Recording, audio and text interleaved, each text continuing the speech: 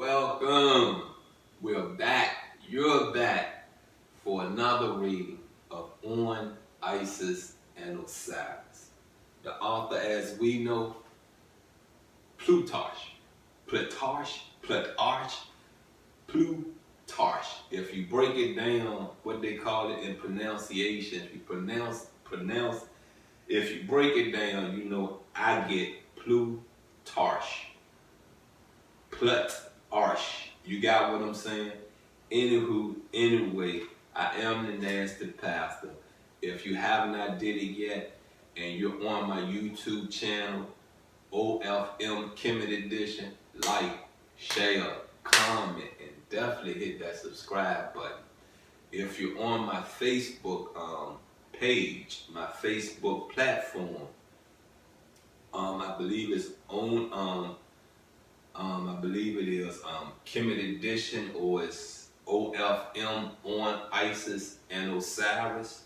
Follow, like, you guys, education over there. You know what I mean? You're in a culture just for networking, but you don't even know who we pray to.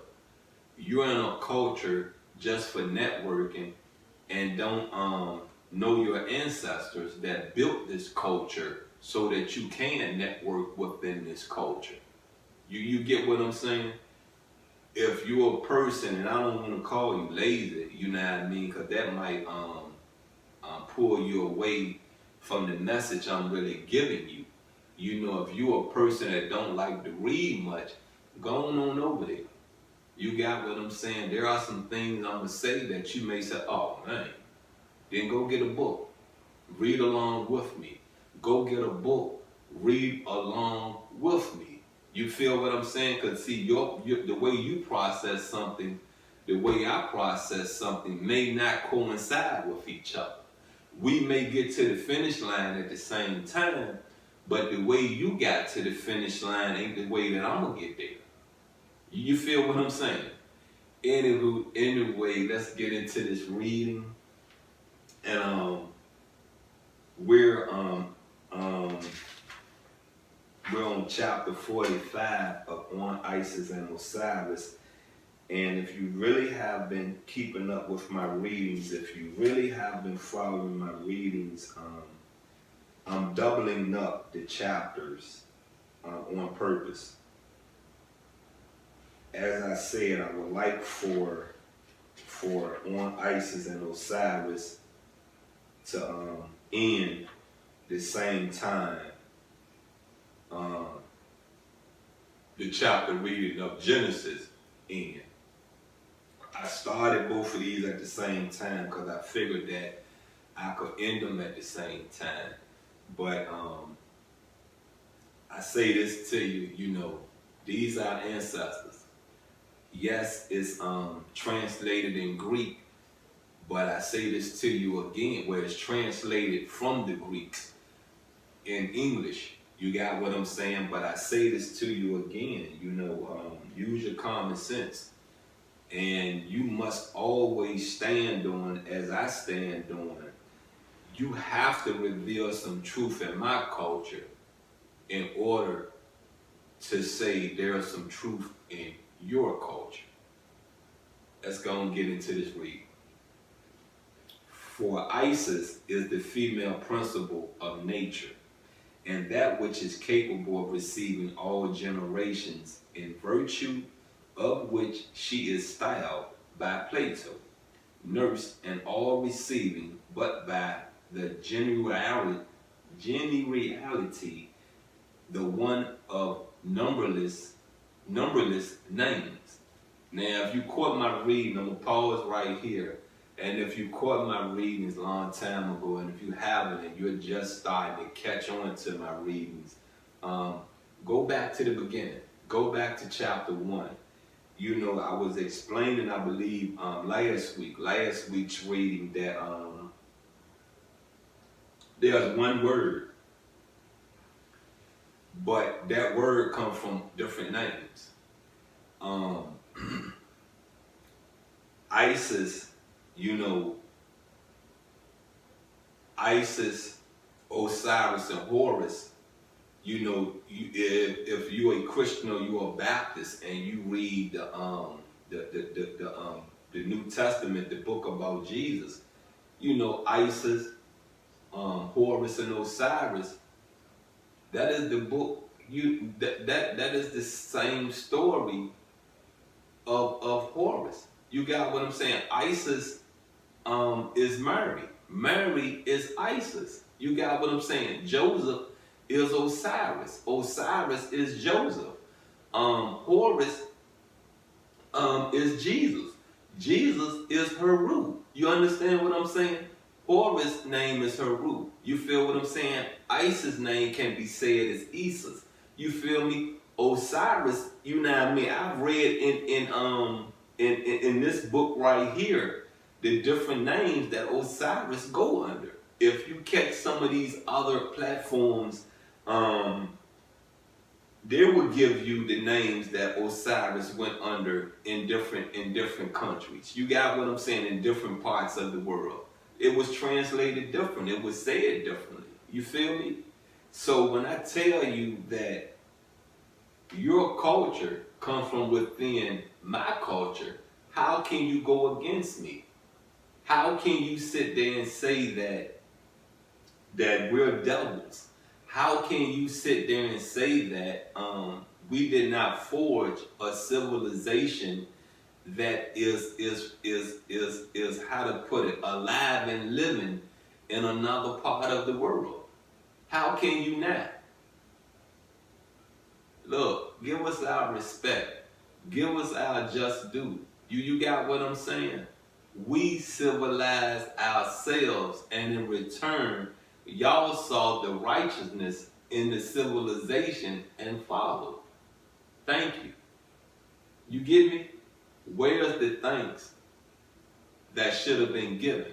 Where's that? We don't get that, do we? We don't get that. Anyway, we're going to get into this reading, back into this reading, and we're going to keep pushing till we're done. Because she is converted by the logos and receives all appearances and forms. But she has implanted in her nature the love for the first and supreme of all, the which is identical with the good. And this she longs after and continually pursues. Whereas the part that belongs to the bad one, she flees from and repels, though she is the field and material for them both, of herself always inclining towards the better one, and permitting it to generate and discharge into herself emissions and likeness, wherewith she rejoices and is glad to be impregnated and to be filled with births. For birth is an image of existence in matter, and that which is born is a copy of that which is. Come on now. Come on. Y'all got that last part of this, right? You got that last part of this. Look, it ain't even that you had to keep up with my readings to have heard me say that you are a reflection of whom raised you. You understand me? You're a reflection of your parents. You got me? Those 18 years or those 10 years or those 15 years living up under your parents' roof, believe me, you mimic them. There's a lot you mimic about your parents. There's a lot that has rubbed off on you that is good, that is bad. You chose to mimic what you felt was right in your mind. You get me? Right in your mind at an age of adolescent. You feel me? And it get to a point, it becomes a part of your demeanor, a part of your characteristics, a part of your everyday actions. You feel me? So sometimes you know you do things, you may not know where you picked it up from, how you even how to say this, how you even justify it in your mind that is right because of what? Evolution. As we grow, There are certain things that we done as kids, we done as teenagers that we would never do as a middle-aged adult. We would never see the righteousness in that. You feel me? Look, let's get back into this. And no, before I proceed, you see how they point out that she have good and bad in her? So that's another thing I want to break down again for you. You know, I've said it before. You have Satan in you. You have Amun in you. You got what I'm saying? Choose who you're going to serve. Choose who you're going to serve. You feel me? You get it now? You understand it? It's two of me in me. You got me? I have to wake up every day and find some control over the evil that possesses me. So far, I'm doing good. So far, I'm doing wonderful. You got what I'm saying? But I know if I don't put control in place, or if I don't tell myself, please strengthen me, please guide me, I don't know what my day may exist of.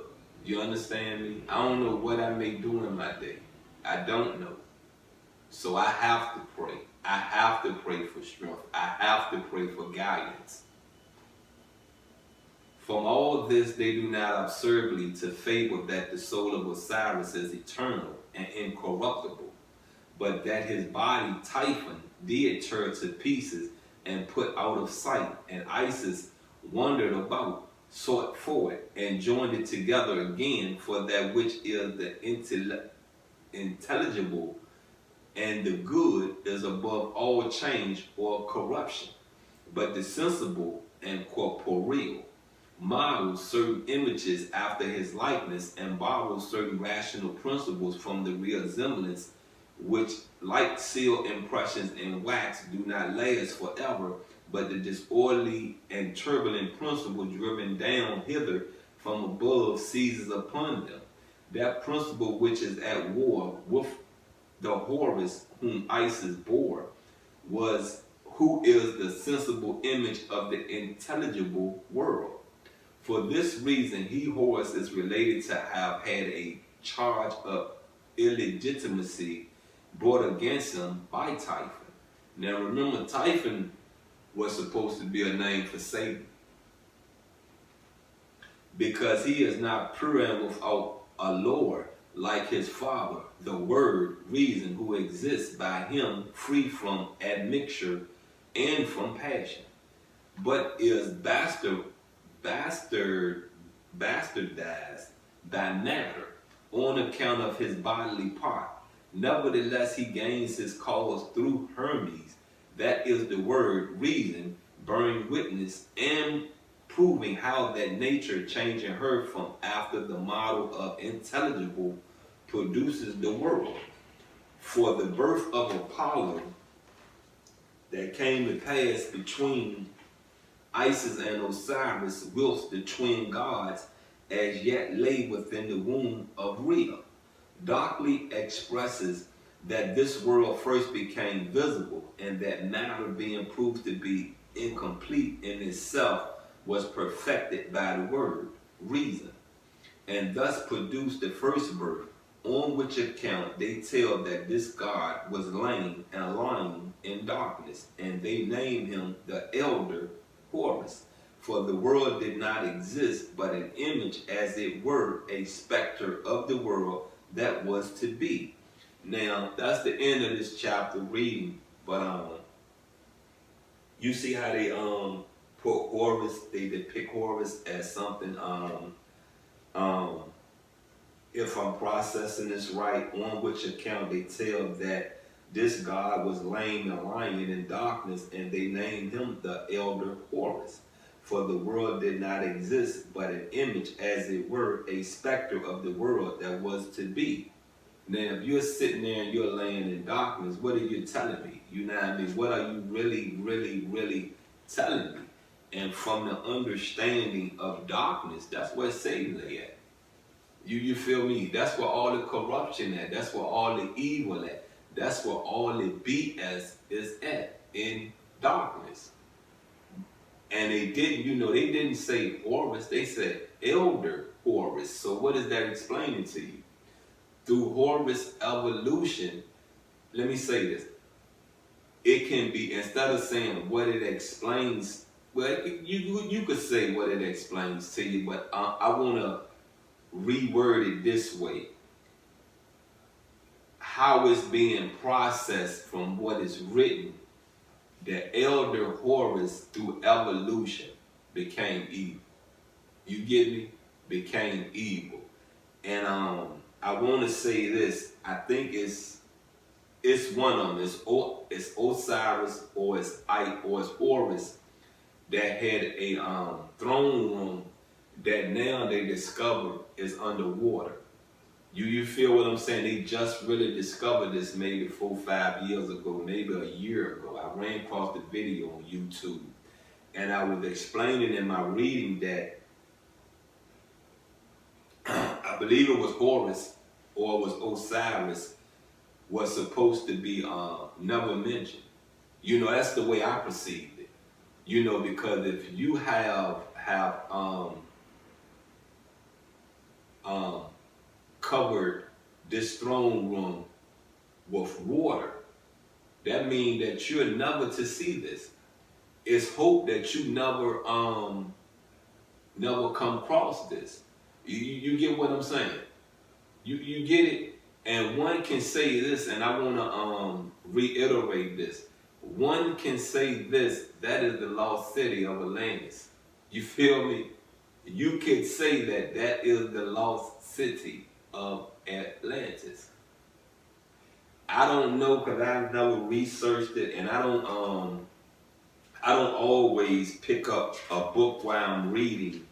You got what I'm saying? But I say this to you. If you're near a map, go on and figure out, is Egypt, is Kemet in the Pacific Ocean or the Atlantic Ocean? And I'm going to leave it at that. I love you, and I'm out. You've been with the Nasty Pastor, and it's been fun.